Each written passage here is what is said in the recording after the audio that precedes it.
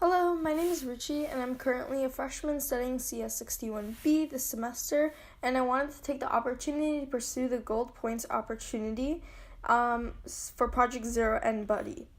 So I wanted to go over some of my thinking before I move on to actually running the code and showing you what happened. So some of my thinking was to use something new and to really figure out how the user could interact with the given code. So you know that right now we allow for the planets to revolve around the sun in any way possible based upon any types of coordinate system that we may have, but I wanted to see if there was a way that the user could interact. So my thinking was that based upon where the mouse is and where the planets are, different things would happen. So for example, if the mouse was to the top right or to the top left or to the bottom left and to the bottom right, the planets would change into different things. So I want to go ahead and show you guys exactly what I did. So let's take a look at the demo. First, I'm going to compile both of the classes and create the class files for both of them. And then I'm going to go ahead and run the NBodyExtreme. And this is what I would get. Based upon, as you can see, where my mouse is, there will be different types of features happening. If it's to the left and the bottom, it will be a star. If it's to the top and the right, it will be a star destroyer. And if it's anywhere else, it will just be a regular planet. So that's what I worked on doing in this project. Going back, continuing on. So based upon my research, I looked at different types of APIs, and I kind of looked more in depth of the given class that we were given, which was stdDraw.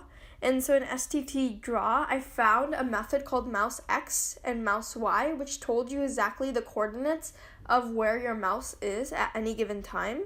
So I used that in order to figure out where the mouse was.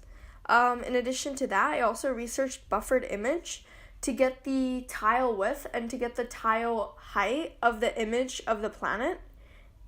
In addition to that, I also researched IO exceptions to retrieve the file of the new image that I was using. For example, if I wanted to replace the planet with a star, or if I wanted to replace the planet with the star destroyer, I had to use IO exception to try and catch my file.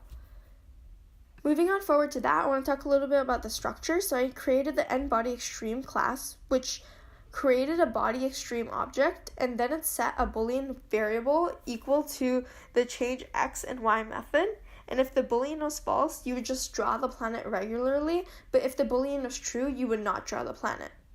In the BodyExtreme class, I went ahead and created the change XY method that checked whether mouse X and mouse Y are where they are in correlation to the X and Y coordinate positions of the planets. So for example, if it was to the top and right, it would turn into a star destroyer based upon where the X and Y are of the planet and where the mouse is at the current time. So I utilized these two classes to really figure out exactly when and where I should change the planets into something else. So through this project, I really learned many important things. First of all, I learned how to utilize APIs and how to really search through them and figure out the methods that you need. I learned that you need to actually do the research to find what you want. You won't find it at the first API that you look at. You have to look at multiple and see if there's an easier way, if there's easier methods in different types of APIs.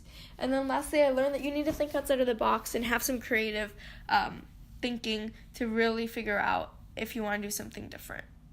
Thank you for watching. That's all I have.